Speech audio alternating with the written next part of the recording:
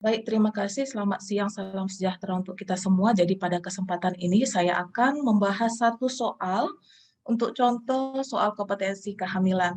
Perkenalkan, nama saya Bidan Stefania Anastasia Tepu, Magister Terapan Kebidanan. Oke, baik. Adapun soal untuk kompetensi kehamilan yang pertama, boleh saya bacakan di sini soalnya. Seorang perempuan umur 25 tahun, G1, P1A0, usia kehamilan 35 minggu, datang ke PMB dengan keluhan sering BAK. Hasil anamnesis, riwayat DM pada keluarga dari pihak ayah, dan hasil pemeriksaan keadaan umum baik, tekanan darah 120 per 80 mm hidrogium, nadi 80 kali per menit, pernapasan 18 kali per menit, suhu 36,5 derajat, dan TFU 37 cm, DJJ 144 kali per menit. Kemudian bagian terbawah janin belum masuk PAP. Pertanyaannya di sini adalah resiko apakah yang paling mungkin pada kasus tersebut? Nah, jadi untuk menjawab soal kasus seperti ini, Bapak Ibu kita harus melihat clue, ya, clue atau kata kunci pada soal. Di sini disebutkan bahwa pada usia kehamilan 35 minggu, TFU sudah 37 cm, ya. Kemudian di sini kalau kita lihat, ternyata ibu memiliki riwayat penyakit diabetes mellitus yang didapat dari keluarga dari pihak ayah. Kemudian di sini kalau dilihat juga untuk keadaan umum tidak ada masalah, semua normal. Kemudian di sini DJJ 140 kali per menit, itu juga normal, karena normal DJJ itu 120 sampai 160 kali per menit. Dan di sini juga disebutkan bahwa bagian terendah janin belum masuk pintu atas panggul. Kenapa belum masuk pintu atas panggul? Mungkin karena bayi besar. Di sini kita lihat TFU-nya 37 cm dengan usia kehamilan 35 minggu. Nah, berarti kata kunci di sini adalah ibu dengan riwayat DM yang memiliki TFU 37 cm, kemudian bagian terendah janin belum masuk PAP. Nah, untuk option A itu UFD adalah intrauterine fetal death, berarti kematian janin dalam kandungan di atas usia 20 minggu. Kemudian option B itu adalah UGR atau intrauterine growth restriction, ya, berarti pertumbuhan janin terhambat. Ini pertumbuhan janin terhambat di sini salah jawabannya karena kalau kita lihat di sini TFU-nya sudah tinggi ya, 37 cm di usia kehamilan 35 minggu, kemudian DJJ-nya juga bagus, nggak ada masalah. Jadi untuk option B ini salah. Ya, untuk option A juga salah. Kenapa salah? Karena di kasus itu dijelaskan masih normal, masih bagus semuanya. Jadi bukan terjadi kematian janin dalam kandungan. Kemudian untuk option C, ini stillbirth. Stillbirth ini hampir sama dengan UFD, atau kematian janin dalam kandungan yang terjadi di usia kehamilan lebih dari 20 minggu. Ini juga salah, karena DJJ-nya juga sudah disebutkan di kasus bagus, nggak ada masalah, dan keadaan umum ibunya juga bagus.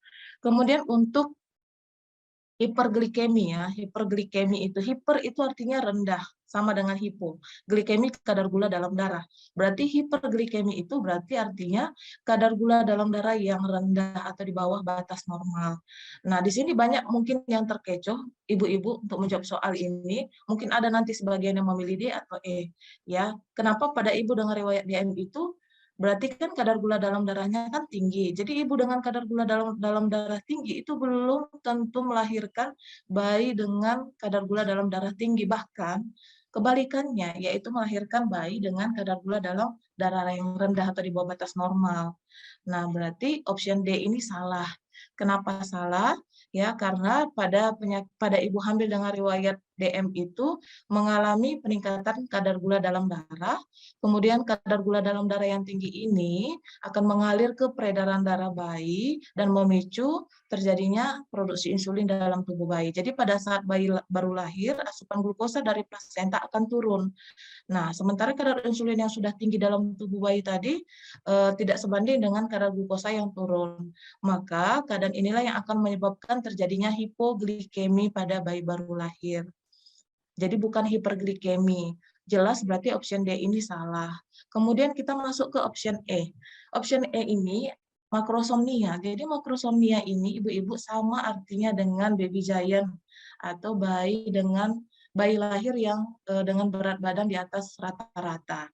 Berat badan bayi baru lahir normal itu antara 2.500 gram sampai 4.000 gram. Jadi kalau kita ubah satuannya ke kilo berarti dari 2,5 kilo sampai 4 kilo. Nah, option E ini itu sama dengan baby giant atau bayi besar ya, berarti lebih dari 4.000 gram dia lahir.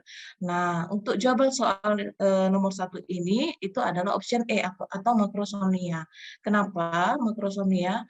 Ternyata ibu dengan riwayat DM, di sini dijelaskan bahwa ibu dengan riwayat DM dan memiliki riwayat DM, maksudnya dari genetik ya, akan memiliki kontrol glikemi yang buruk secara terus-menerus ya. Jadi kontrol glikemi yang menurun secara terus-menerus ini akan terpapar terhadap glukosa dan insulin dalam kadar tinggi pada rahim.